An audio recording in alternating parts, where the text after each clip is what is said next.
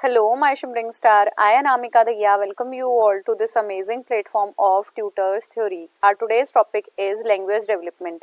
कैसे बच्चे लैंग्वेज सीखते हैं, कैसे वन बाय वन लैंग्वेज का डेवलपमेंट होता है. पहले हमारे पास कुछ वर्ड्स याद होते हैं, देन हमें वो कैब आती है, आफ्टर दैट हम वर्ड फॉर्मेशन कर सकते हैं, देन सेंटेंसेस, उसके बाद हम अपनी बात जो है कर सकते हैं, किसी से इंटरेक्शन कर सकते हैं थ्रू लैंग्वेजेस. तो language is the important and most important aspect of our life because we are not the individual one.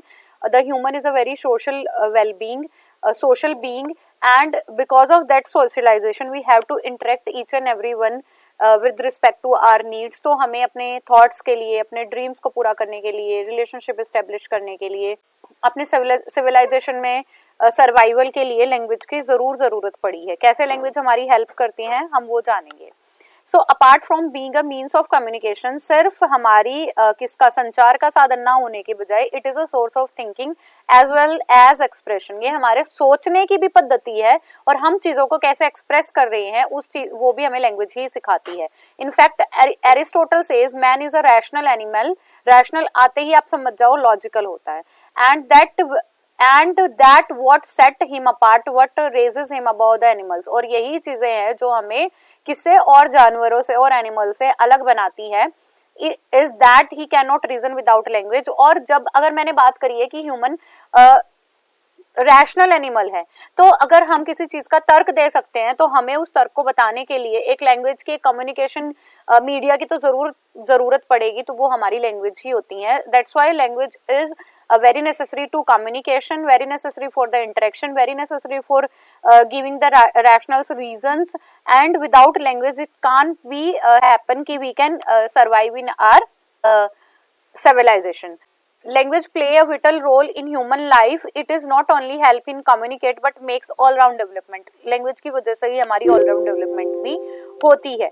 Meaning of language की बात करूं तो language is the most important factor which differentiate humans from the another animals. इन सबसे हमें differentiate कौन करते हैं? जैसे हमारी भाषा है, हम अपनी भाषा बोल सकते हैं, समझ सकते हैं, यही हमें अन्य प्राणियों से डिफरेंट करती है. और लैंग्वेज जो है हमारे इमोशन को एक्सप्रेस करने में, आइडियाज को एक्सप्रेस करने में, फीलिंग्स को एक्सप्रेस करने में, थॉट्स को, साउंड्स को, गेस्चर्स को, सिग्नल्स को, इन सबको एक पैटर्न दे देती है, इन सबको शब्द दे देती है.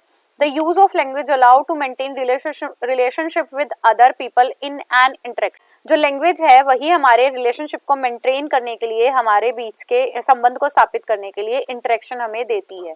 सो language is not only the communication, language is a communication device by which we can express our thoughts, our ideas, the emotions, the feelings, and also we can communicate with the people. Sapir says that, हम कुछ definitions पढ़ लेते हैं हम. Language is a pure human and non instinctive method of communicating ideas, emotions, desire by means of a system of voluntary produced symbol. ये क्या कह रहे हैं कि लैंग्वेज प्योरली ह्यूमन और नॉन इंस्टिंक्टिव. नॉन इंस्टिंक्टिव का मतलब कि ऐसे ही बिना रीजन के निर्मित हुए प्रतीक नहीं है, जबकि ये हमारे डिजायर्स, हमारी इच्छा, हमारे इमोशंस और हमारे जो भी एक्शंस हैं उनको एक पूरी पद्धति प्रदान कर देती है. लैंग्वेज एक कॉम्प्लेक्स फिनोमेना है. कैसे कॉम्प्लेक्स है कि आपको सबसे पहले अपने वर्ड्स जानने होंगे, वर्ड्स की पहचान करनी होगी, देन आपकी वो कैब बिल्ड होगी, वो कैब के साथ साथ आप फिर वर्ड्स के साथ वर्ड फॉर्मेशन करने सीखोगे, वर्ड फॉर्मेशन के साथ आप सेंटेंस फॉर्मेशन सीखोगे, and then you can understand and express yourself. तो हमें तभी एक्सपोजर मिलेगा जब हम जिस भाषा में बात कर रहे हैं वो भाषा में अच्छे से आती हो.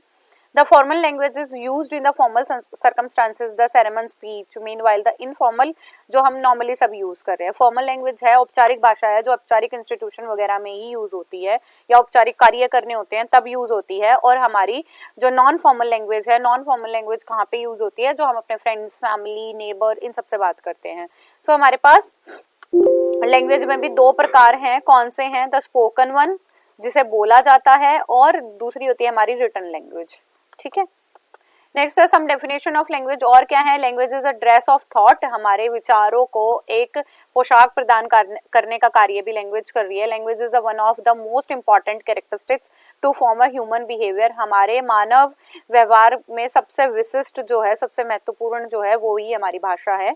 Language most shows a man speaks that I may see the मतलब क्या कह रहा है, लैंग्वेज हम जो देखते हैं ना उसे एक्सप्रेस हम सिर्फ भाषा के द्वारा ही कर सकते हैं। Language is a city to the building in which every human being brought a stone.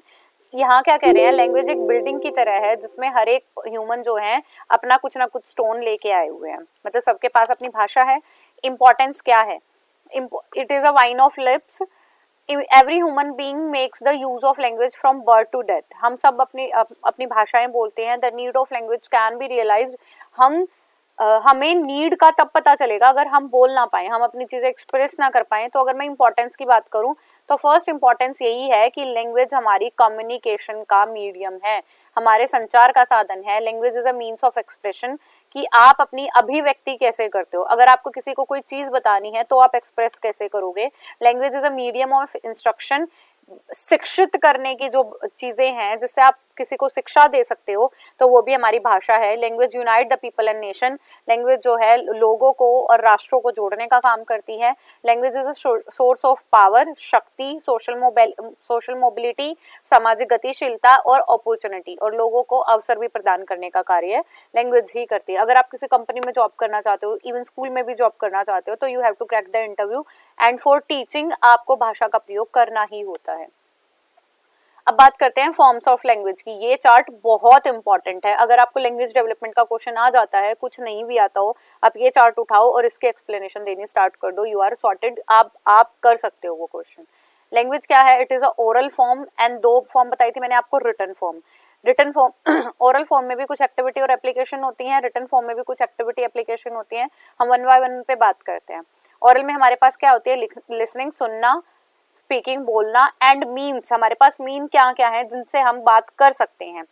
Rhymes होती है हमारे पास, पोएम्स होती हैं, स्टोरी होते हैं, डेक्लामेशन होता है, debate, discussion and dramatisation. These are the aspect of what हमारी ओरल लैंग्वेज के हैं। इसके बाद आती है हमारे पास रिटन। रिटन या तो रीडिंग में काम आती है, लिखने में। अब इनके मीन्स क्या है, loud reading, silent reading, transcription जो हमारे पास लिपियां होती हैं, dictation, letter writing, story writing, ऐसे writing, these are the part of what written language.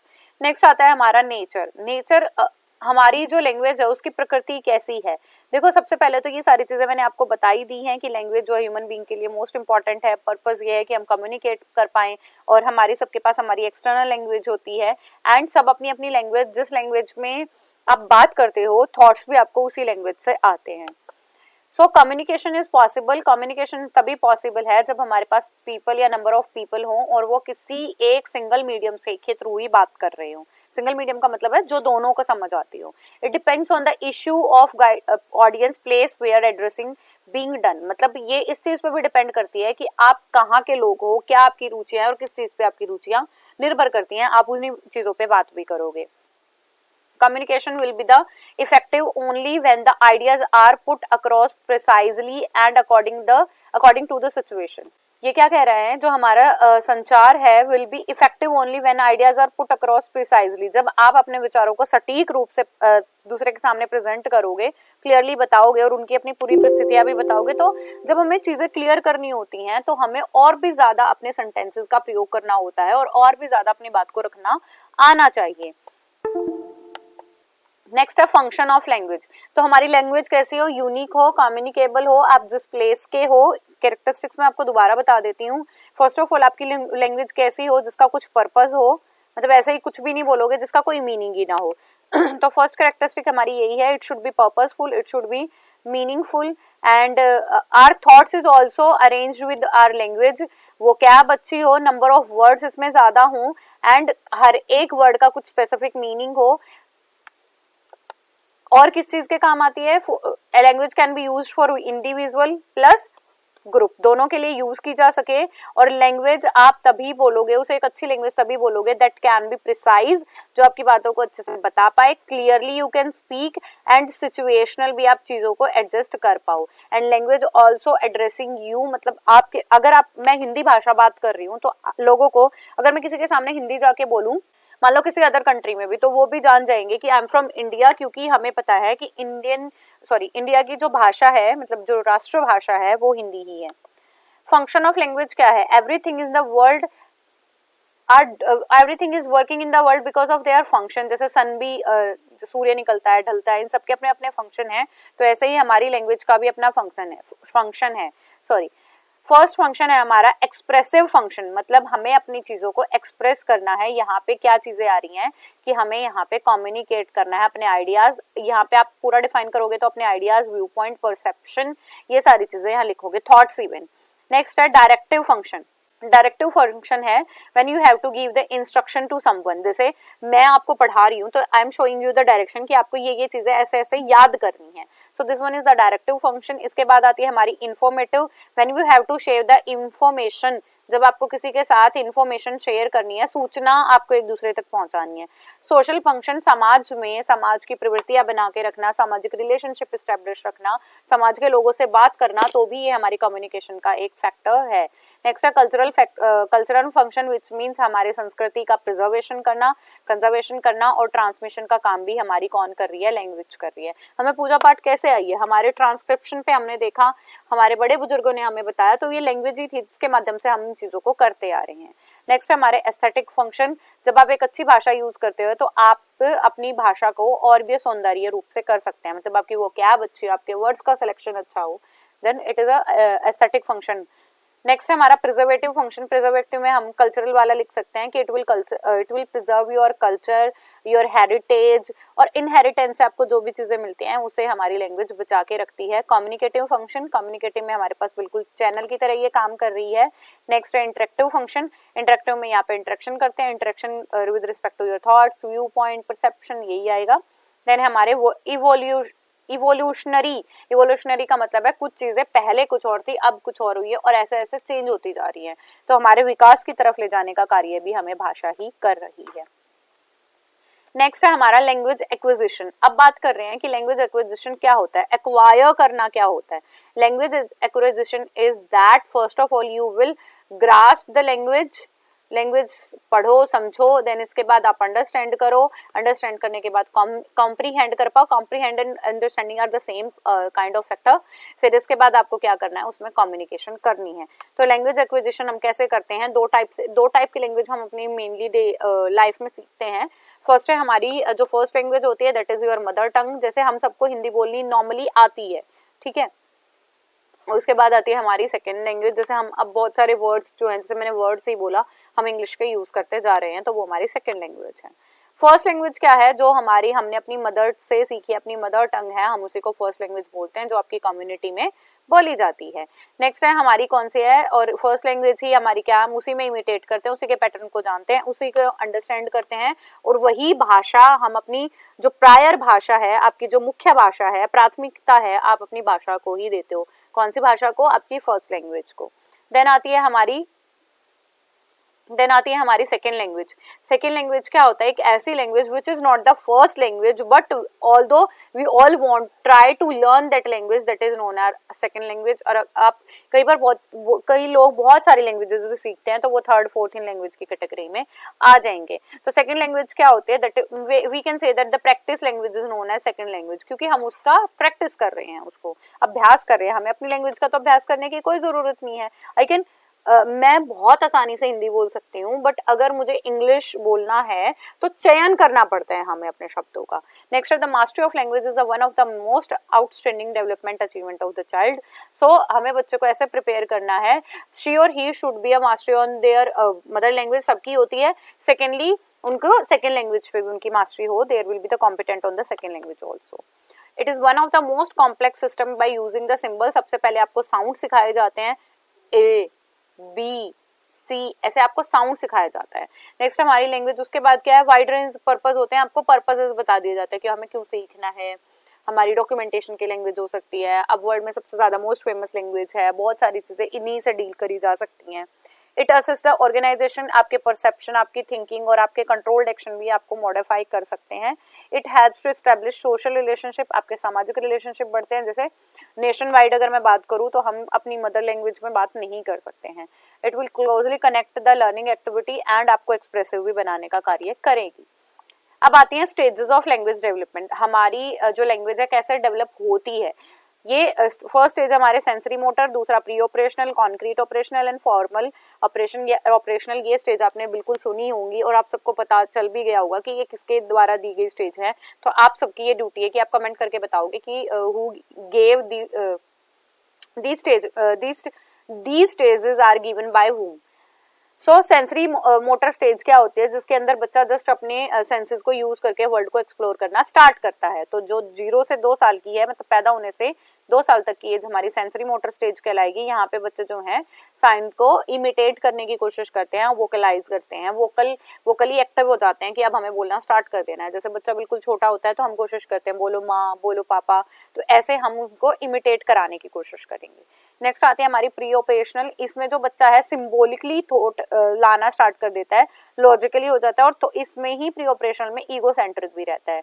So child is able to imitate sound and vocalise their demands. मतलब यहाँ पे जस्ट बच्चा ट्राई कर रहा है, यहाँ पे थोड़ा सा और ज्यादा हो जाएगा, यहाँ पे बच्चे की वोकैब भी ऐड होनी स्टार्ट हो जाएगी। थर्ड है हमारी कॉन्क्रीट ऑपरेशनल। कॉन्क्रीट ऑपरेशनल में बच्चा स्ट्रगल करने लग जाता है, हमारे लॉजिकल आइडिया ढूंढने लग जाता है और एब्स्ट्रैक्ट आइडियाज भी ढूंढने लग जाता है। ये एज है 7 से 11 की। Children start to adopt the perspective of other. यहाँ पे जैसे बच्चा किसी और की बात सुन रहा है तो उनके पर्सपेक्टिव को अडॉप्ट करना स्टार्ट करता है।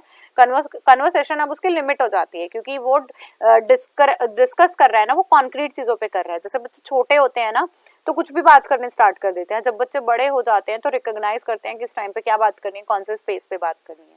नेक्स्ट आती है हमारी फॉर्मल ऑपरेशन। ये ऐसी स्टेज है जहाँ पे जो बच्चा है हाइपोथेटिकली भी सोचने लग जाएगा, अगर मैंने ये बोला तो क्या होगा, एब्स्ट्रैक्टली भी सोच रहा है और सिस्टमेटिक मैनर में आ गया है। एज क्या हो जाएगी 12 year plus. Children can distract abstract idea and see their different perspective. यहाँ पे बच्चे एब्स्ट्रैक्ट आइडिया के बारे में भी बात करना स्टार्ट कर देंगे और अपने डिफरेंट पर्सपेक्टिव पे भी बात कर सकते हैं। So the stage prior to actual development, right birth as a babies are unable to speak। हम सबको पता है कि जब बच्चा जन्म लेता है तो वो बोल नहीं सकता है, बट जैसा उसे नेचर मिलता है, जैसा बच्चे को नेचर या जैसा एनवायरनमेंट मिलता है वो वहीं से बोलना स्टार्ट कर देता है। तो जो पहली चीज वो सीखता है वो उसकी प्री स्पीच फॉर्म होती है। 4 pre speech forms normally appear in the development of. कैसे, जब शुरू में वो बात करने लगेगा, रोने लगेगा, बैबलिंग क्या होता है, बड़बड़ाना, थोड़ा कुछ गलत चीजें बोलते रहना। उसके बाद गेस्चरिंग करेगा एंड देन अपने इमोशनल एक्सपीरियंसेस भी जोड़ेगा। जैसे बच्चे बहुत सारी चीजें रो रो के बता रहे होते हैं। बच्चे का सबसे पहला एक्सप्रेशन क्या है, रोना, बैबलिंग, बड़बड़ाना, उसके बाद गेस्चर शो करना और उसके बाद इमोशनल एक्सप्रेशन करना, एंड देन वो हमारी लैंग्वेज पे जाता है। इसके बाद आती है हमारी development of vocabulary and comprehension up to 7 years of age. यहाँ पे क्या कह रहा है, 7 वर्ष की आयु तक शब्दावली का विकास हो जाता है और उसकी समझ आनी स्टार्ट हो जाती है।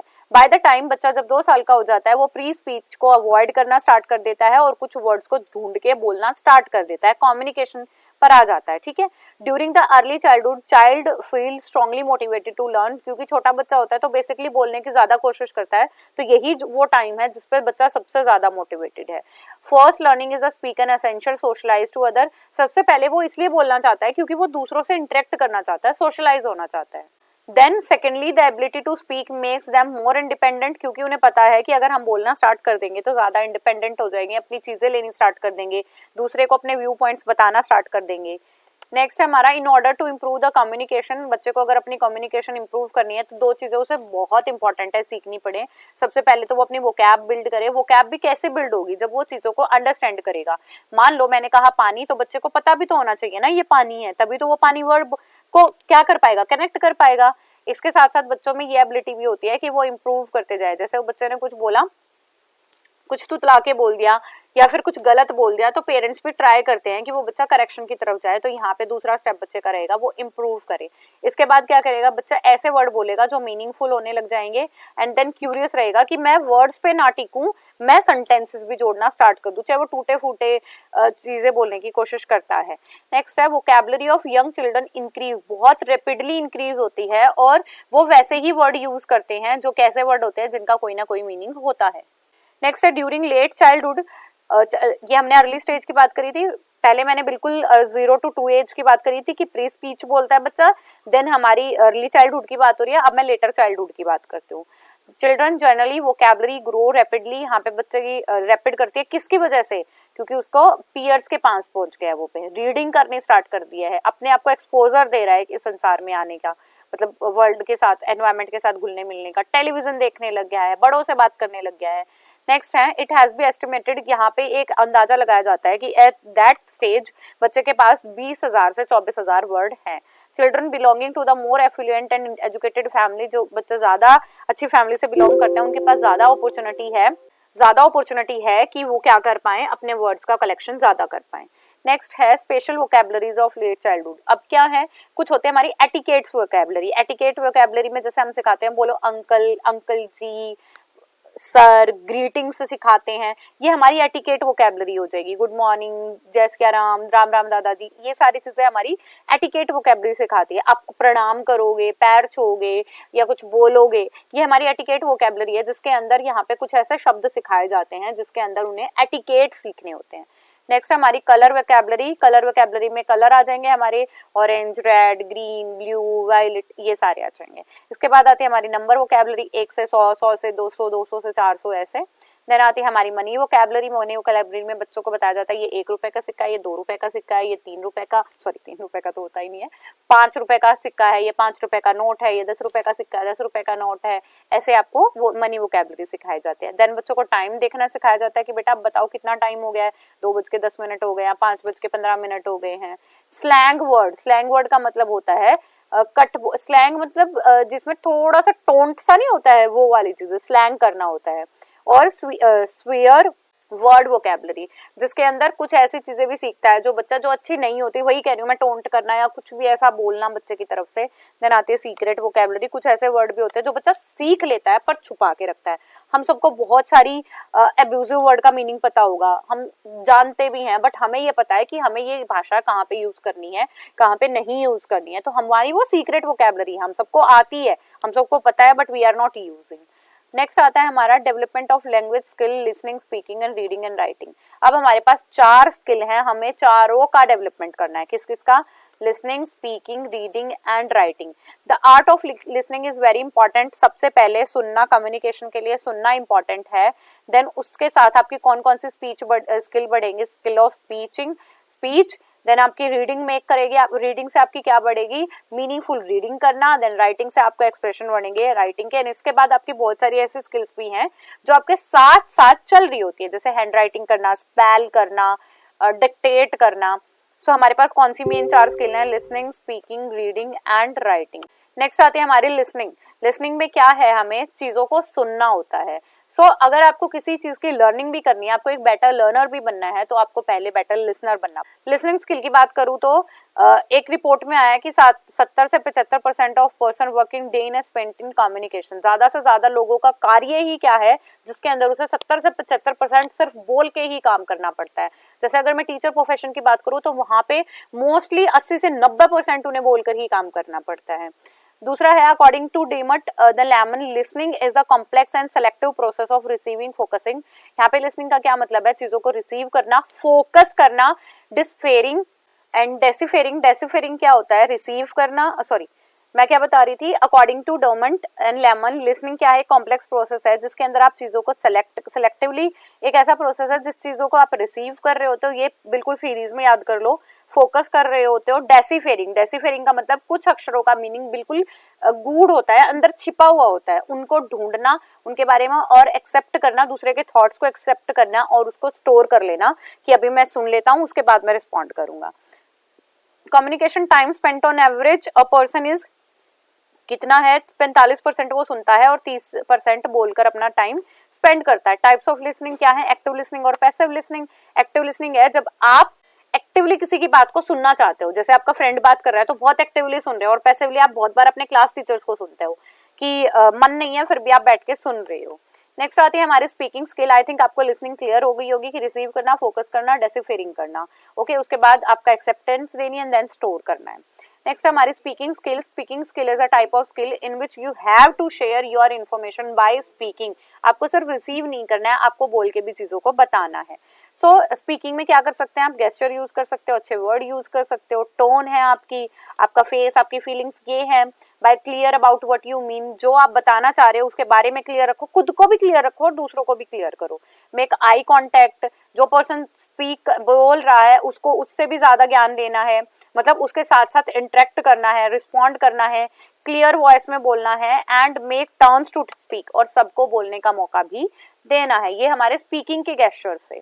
नेक्स्ट आता है हमारा रीडिंग, मैंने आपको लिसनिंग के भी बताए, रिसीविंग वाला, और ये हमारे किसके थे, स्पीकिंग के थे। नेक्स्ट आती है हमारी रीडिंग। रीडिंग करना क्या होता है, वर्ड्स को अंडरस्टैंड करके लाउडली बोलना, हम नॉट ऑलवेज की लाउडली बोलना, बट आपको बोलकर बताना, that is known as reading. Reading क्या है, फ्लुएंसी। अब रीडिंग में आपको कौन कौन सी स्किल का ध्यान रखना है, आपको फ्लुएंसी इन रीडिंग। फ्लुएंसी का मतलब you know the words and you are continuously speaking that word. Next हमारी परफेक्ट वोकेबलरी, आपको चीजें जब भी समझ आएंगी when you have the vocabulary, तो आप उनके अंदर छुपी हुई अंडरस्टैंडिंग को डीकोड कर पाओगे। देन हमारा सेंटेंस कंस्ट्रक्शन, कोहेशन, मतलब यहाँ पे आपको क्या करना है, सेंटेंस को कंस्ट्रक्ट करना आना चाहिए और सेंटेंस को एसोसिएट भी करना आना चाहिए। देन रीडिंग एंड कंक्लूजन, अब आपने क्या पढ़ा और क्या कंक्लूड किया।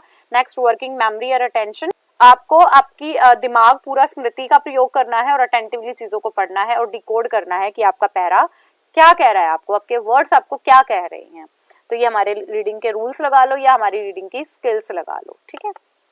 और क्या रीडिंग में, इंटेंसिव रीडिंग। इंटेंसिव रीडिंग क्या होती है, intensive reading is the close reading to a short text. हमारे छोटी छोटी चीजें लिखी हुई है, हमें बिल्कुल पास से पढ़ना है। एम ये है कि हमें एक्यूरेसी चाहिए, इंटेंसिव में हमें एक्यूरेसी चाहिए, एक्सटेंसिव में नो लेस एक्यूरेसी हो जाएगी, हमें ज्यादा एक्यूरेसी नहीं चाहिए, बस हमें ज्यादा फ्लुएंसी चाहिए यहाँ पे। नेक्स्ट हमारा skimming. Skimming means to go through the text quickly, जैसे हम ऐसे करके पढ़ते हैं और कोर निकाल लेते हैं, जिस्ट निकाल लेते हैं बस उसका। देन आता है स्कैनिंग। स्कैनिंग क्या होता है, the sub skill of reading by which the reader collects a particular information from the given text. मान लो मैंने इतना सारा दिया है तो आप इनके अंदर का कुछ नहीं पढ़ रहे हो, आपने देखा इंटेंसिव, मैम ने क्या कहा, एक्यूरेसी, कॉम्प्रिहेंशन, एक्यूरेसी और कॉम्प्रिहेंशन। और मैंने एक्सटेंसिव की कहा, तो यहाँ पे आपको फ्लुएंसी जाननी है, आपको एक्यूरेसी नहीं जाननी है, ज्यादा कॉम्प्रिहेंशन नहीं जानना है। स्कीमिंग में क्या करना है, आपको ओवरऑल जिस्ट जाननी है, आपको मीनिंग जानना है, कॉम्प्रिहेंशन जानना है, बट थोरोली नहीं पढ़ना। और स्कैनिंग में क्या करना है, आपको बस इंपॉर्टेंट, जो आपको इंपॉर्टेंट लग रही है आपको वो स्कैन करके याद कर लेना है। नेक्स्ट आती है हमारी writing skill. Writing skill is also a skill in which we have to express our thought by written form. Activating learner schemata. Schemata हमने बहुत बार, मैंने आपसे बात करी है, स्कीमा क्या होता है, हमारा माइंड जो खाली होता है जिसके अंदर आप चीजों को जोड़ रहे होते हो। तो हमारे जो लर्नर है उसे अपना पूरा स्कीमा, मतलब उसका पूरा जो दिमाग है उसे खोल के काम करना पड़ेगा। टास्क ऑथेंटिक, जो भी आपको चीजें मिली हैं जिसके ऊपर आपको लिखना है ऑथेंटिकली लिखोगे। पिक्चर्स वगैरह यूज कर सकते हैं which is used as a stimuli, जिसपे आपका रिस्पोंडेंट रिस्पॉन्स बहुत अच्छे से करेगा। What is overall him for writing lesson, और उसे जब लिखना है उसके बारे में उसे पूरा पता हो। ब्रेनस्टॉर्मिंग करा सकते हैं, बूस्ट कर सकते हैं बच्चों का मोटिवेशन, मॉडल ग्राफ टेक्स्ट करा सकते हैं। अब स्किल क्या है, कंट्रोल्ड वर्सेस फ्री प्रैक्टिसेस। कुछ ऐसी होती हैं कि आपको बोल दिया जाता है कि you have to write down in the 300 word, तो वो कंट्रोल्ड हो जाएगी। कोलैबोरेटिवली, कि आप भी कर सकते हो, आपके फ्रेंड्स भी कर सकते हैं, बट आपको मिलके करना है। प्री टीचिंग की एंड वोकैबुलरी ग्रामर स्ट्रक्चर, आपको यहाँ पे प्री टीचिंग की, पहले ही आपको जो पढ़ना है जो लिखना है उसके बारे में आप पूरी इन्फॉर्मेशन ले लोगे और ग्रामेटिकली आप करेक्शन पे काम करोगे। Then respecting as different learning style, आपको ये भी ध्यान रखना है कि अगर एज अ टीचर आप हो तो बच्चों की सबकी लर्निंग स्टाइल अलग अलग होंगी, तो आपको उनके ऊपर भी उनके अकॉर्डिंगली असेस करना। राइटिंग स्किल और क्या हो सकते हैं, स्पीच राइटिंग, ऐसे writing, paragraph writing, email writing, letter writing, report writing, notice writing और एडवर्टाइजिंग। ये हम सब अवेयर हैं कि स्पीच लिखना कैसे होता है, ऐसे क्या होते हैं, पैराग्राफ राइटिंग क्या होती है, ईमेल कैसे लिखा जाता है, ठीक है। नेक्स्ट आते हैं हमारे फैक्टर्स इन लैंग्वेज डेवलपमेंट। अब ऐसे कौन कौन से कारक हैं जिनसे हमारी भाषा जो है डेवलप करती है। There are many factor which help in language development. सबसे पहला है मैच्योरेशन, कि बच्चा कितना मैच्योर है कि वो सेकंड लैंग्वेज सीख पाए। आपको कभी नॉलेज हो या आपने कभी सुना हो तो जो हमारे पेरेंट्स थे या इवन मेरे टाइम पे भी जो इंग्लिश शुरू होती थी ना वो 6th क्लास से होती थी, तो ये माना जाता था कि बच्चों की मैच्योरेशन जो है 6th क्लास से आएगी, यहाँ से आप सेकंड लैंग्वेज सिखा सकते हो। नेक्स्ट है कितना बच्चा इंटेलिजेंस है, उस पर भी आपका लैंग्वेज एक्विजिशन डिपेंड करेगा। टाइप्स ऑफ डिसिप्लिन, मतलब आपने बच्चों को कितना डिसिप्लिन में रखा है या किस सब्जेक्ट या किस लिटरेचर के बारे में आप बात कर रहे हैं। फैमिली साइज, अगर बच्चे की जो फैमिली है काफी बड़ी है तो उसके भी वोकैबुलरी ज्यादा स्ट्रॉन्ग मिलेगी क्योंकि he have the chance to express more thoughts and can interact with the many people. Physical status का मतलब हेल्दी है या नहीं है।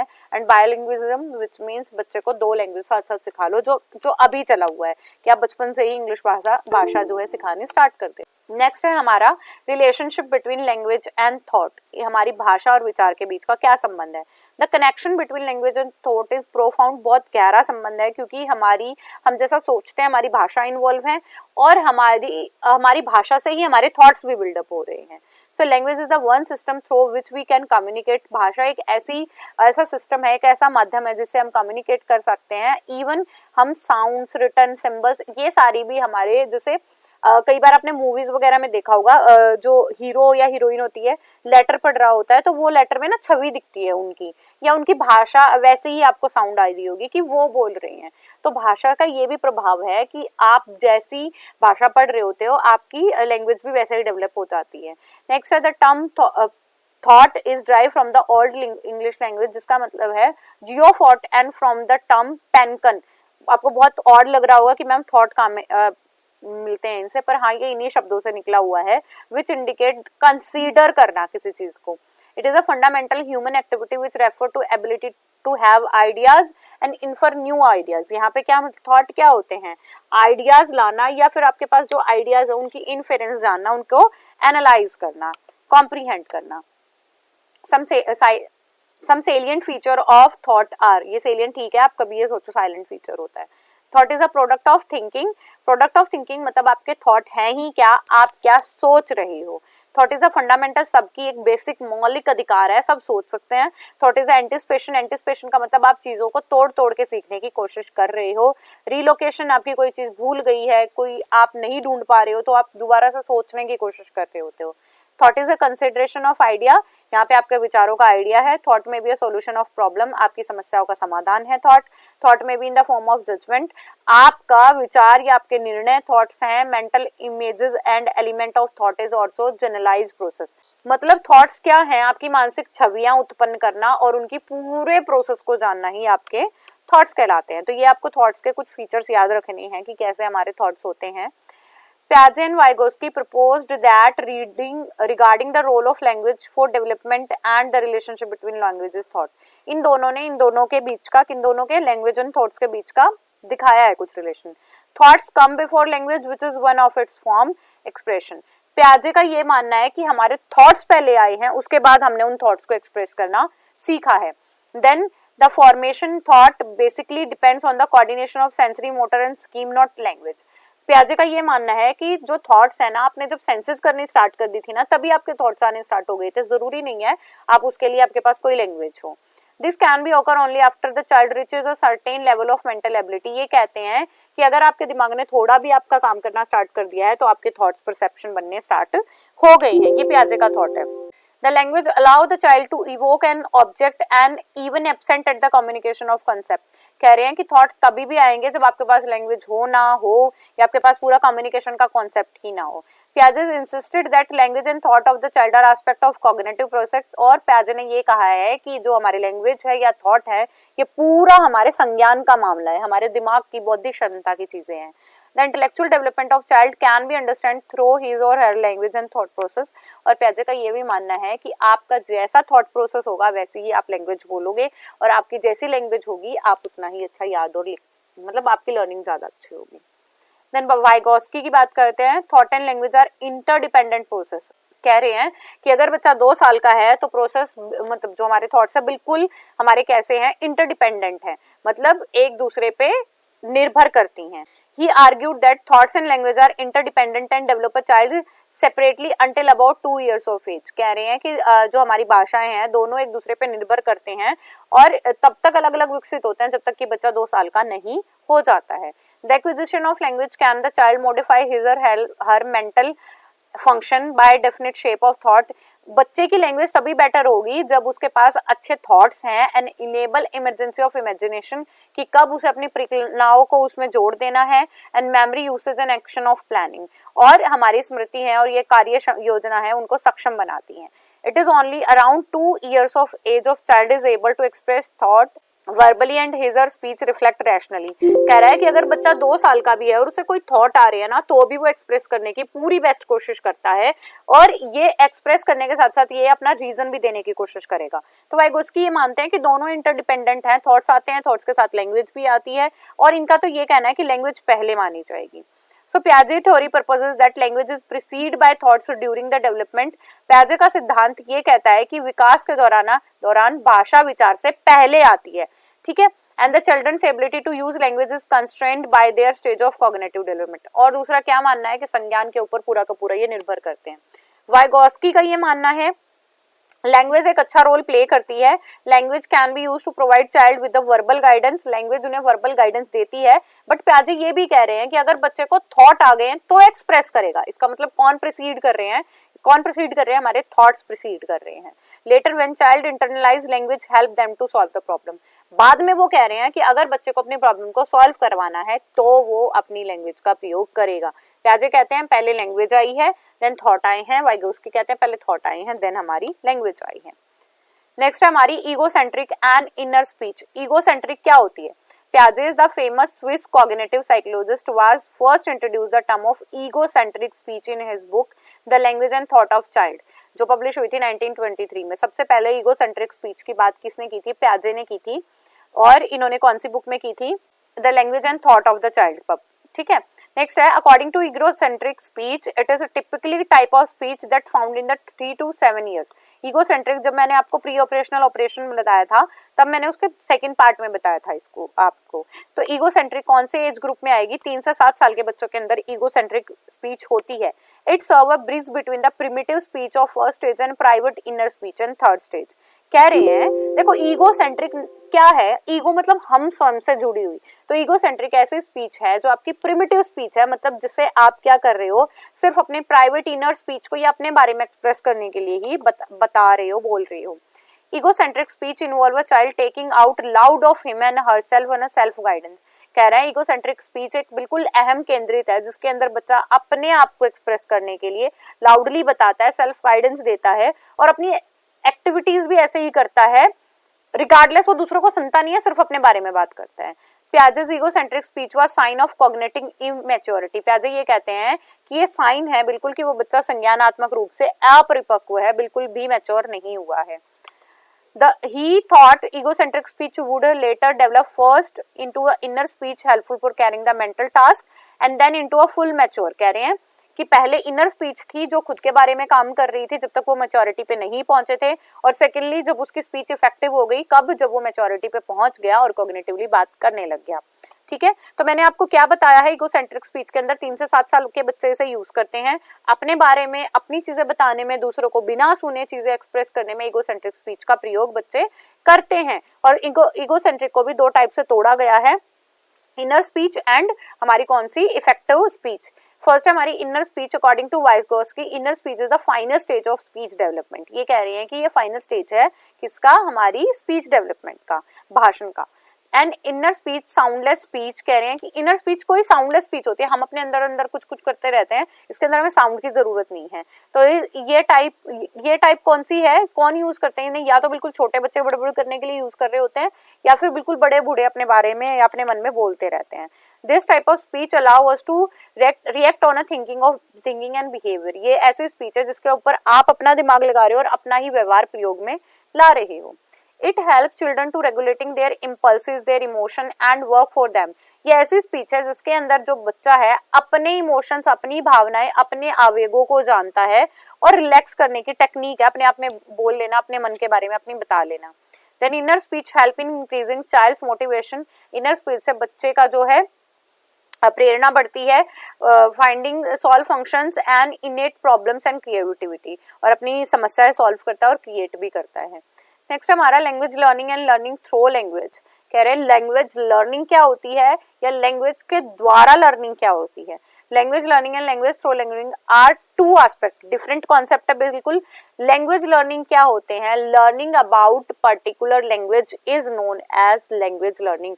जब आप किसी भी एक पर्टिकुलर भाषा के लिए लर्निंग कर रहे हो तो वो आपकी लैंग्वेज लर्निंग होगी। दूसरा है language learning is a process by which language capabilities are developed. Language learning में आपकी खुद की क्षमताएं बढ़ेंगी, क्या करने में? भाषा को बोलने में। It includes both spoken and written language, जिसमें दोनों लैंग्वेज आ जाएंगे। लैंग्वेज सीखना तो भाई हमने हिंदी लिखनी भी सीखी है, बोलनी भी सीखी है, इंग्लिश लिखनी भी सीखी है, बोलनी भी सीखी है। Here the main aim of the learning on the outstanding किस पे, उसी लैंग्वेज पे, उस लैंग्वेज की स्ट्रक्चर पे, उस लैंग्वेज के नॉर्म्स पे, उस लैंग्वेज की ग्रामर पे, इन चीजों पे भी हमारी पूरी लैंग्वेज लर्निंग डिपेंड करती है।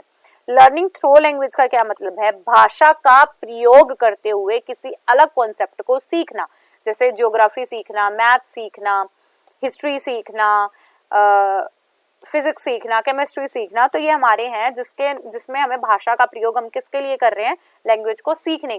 The regional local language are one's mother tongue as a Telugu, Gujarati, ये है, तो ये क्या कर रहे हैं, अंडरस्टैंड करने में हेल्प कर रहे हैं दूसरे सब्जेक्ट्स को। जैसे हमारी मदर टंग, जैसे मैं हिंदी बोल रही हूँ तो आपको ये हेल्प हो रही है कि आप इस पूरे कॉन्सेप्ट को समझ पाओ। This develop the skill of the child to help the in learning and understanding. ये क्या हेल्प कर रही है, बच्चे को कॉन्सेप्ट सिखाने में, बच्चे को उसकी वैल्यू सिखाने में, मतलब वैल्यूज कॉन्सेप्ट की, बच्चे को उस पूरे डिसिप्लिन के बारे में जानने में और उसके लिए अंडरस्टैंडिंग क्रिएट करने में। देन आपकी मदर टंग और हेल्प करती है कि आप कल्चरल, सोशल इन डाइवर्सिटी को समझ पाओ। And children with a strong foundation in their first language often display the deeper understanding. जिसकी फर्स्ट लैंग्वेज में ज्यादा अंडरस्टैंडिंग है, जैसे मुझे हिंदी का ज्यादा ज्ञान है, तो मेरी डीपर अंडरस्टैंडिंग बढ़ेगी जब अपने मैं थॉट्स को हिंदी लैंग्वेज से ही जोड़ पाऊं और अपनी सेंस और वेलबींग एंड अपना कॉन्फिडेंस में उसी लैंग्वेज को एक्सप्रेस करने में ज्यादा शो करूं। So it was all about our today topic. मैंने आपको पूरा सिखाया लैंग्वेज डेवलपमेंट कहाँ से होता है। सबसे पहले आप वोकैब करोगे, कैसे चीजें डेवलप हुई हैं, क्या कैरेक्टरिस्टिक है लैंग्वेज की, क्या फंक्शनिंग है, फर्स्ट लैंग्वेज और सेकेंड लैंग्वेज क्या होता है। उसके बाद मैंने ईगो सेंट्रिक सिखाया, आपको इनर स्पीच के बारे में बताया। इन सारी चीजों को आप जरूर से पढ़ो। अगर आपको कोई भी क्वेरी है तो आप कमेंट करके मुझसे पूछ सकते हो। And keep going, keep growing and keep learning my dear students. Bye bye, take care.